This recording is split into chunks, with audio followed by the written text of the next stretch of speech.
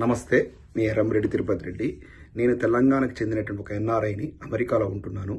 గత 20 సంవత్సరాల నుంచి నేను అబ్జర్వ్ చేస్తున్నా తెలంగాణలో ఏం జరుగుతుందనేది.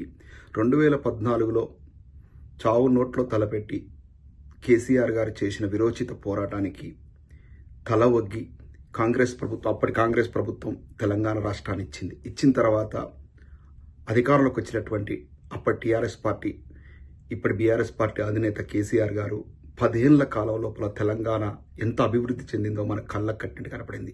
ఎందుకంటే కేసీఆర్ గారు అధికారం ఉన్నప్పుడు, ఎందుకంటే మా ఎన్ఆర్ఐల మీద ఎటువంటి ఇన్ఫ్లుయెన్స్ ఉండదు. అక్కడ లోకల్ ఉన్నటువంటి రాజకీయ నాయకుల మీద ఇన్ఫ్లుయెన్స్ ఉంటుంది. వాళ్ళకి ఏదో పనులు ఉంటాయి, లోకల్ రాజకీయ నాయకులతో మాట్లాడతారు. మాకు ఎటువంటి లాభాపేక్ష లేకుండా ఉన్నట్టు మాట్లాడతాం.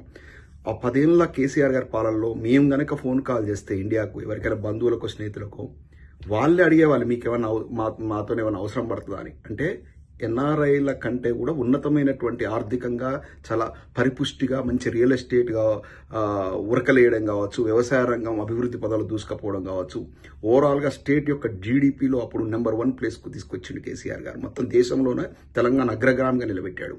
అంటే జీఎస్టీ వసూళ్లలో తెలంగాణ అగ్రగామిగా ఉండే, ఎందుకంటే అన్ని రంగాల్లో పురోభివృద్ధి కనపడింది. ఇవాళ 28వ స్థాయికి దిగజారిపోయింది.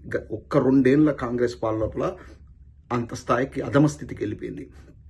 ఇప్పుడు మాకు కనీసం నాకు రమారమి రోజు 7-8 కాళ్ళు వస్తాయి. అప్పు కావాలి, ఒక 2 లక్షలు కావాలి, 2 లక్షలు కావాలి అంటే అంటే మాకు ఇస్తానన్న పరిస్థితి నుంచి ఇవాళ అడుక్కునే స్థితికి ప్రజలను ఆ స్థితికి తీసుకొచ్చింది 2 ఏళ్ల కాంగ్రెస్ ప్రభుత్వం. ఇది స్పష్టమైనటువంటి క్లిస్టల్ క్లియర్ కనపడతా ఉంది.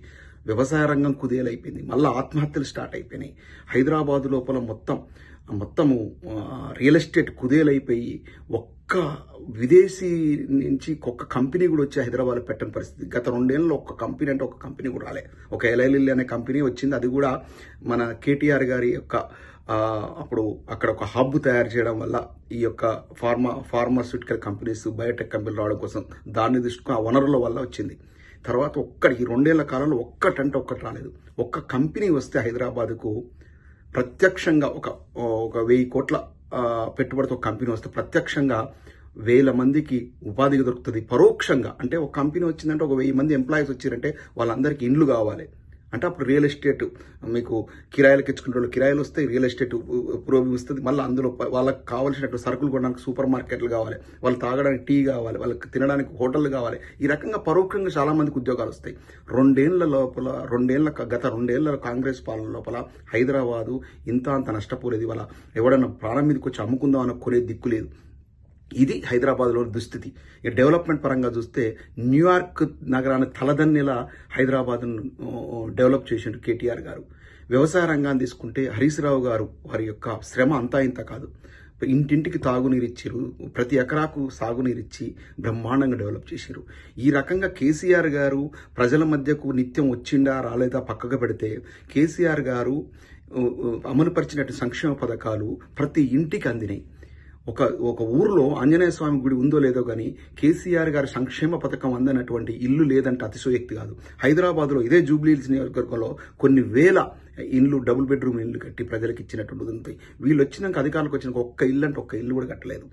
6 గ్యారెంటీలు అని చెప్తూ ప్రజలను ఎట్లా మోసం చేశారో కేటీఆర్ గారు తన మీటింగ్ల ద్వారా మన జూబ్లీహిల్స్ కంటికి మనకు మొత్తం కళ్ళకు కట్టినట్టు చూపించడం జరిగింది. ఇవన్నీ బేరీ చేసుకున్న తర్వాత ఈ కాంగ్రెస్ వాళ్ళు తీసుకొచ్చేటువంటి ఒక విధ్వంసకర ప్రభుత్వం, ఒక రౌడీ రాజ్యం రావాలా, అభివృద్ధి పదం లోపల తీసుకెళ్లినటువంటి కేసీఆర్ గారి ఆధ్వర్యంలో ఉన్నటువంటి అభ్యర్థి, బీఆర్ఎస్ పార్టీ అభ్యర్థి మాగంటి సునీతమ్మకు మీరు ఓటేస్తారా మీరే నిర్ణయం తీసుకోండి. ఇక బీజేపీకి ఓటేస్తే అది మురిగిపోయినట్లు, ఎందుకంటే వాళ్ళు డిపాజిట్ కోసం కొట్లాడుతూ ఉన్నారు. ఇప్పుడు పోటీ అంతా కూడా బీఆర్ఎస్ పార్టీ, కాంగ్రెస్ పార్టీ మధ్య ఉంది.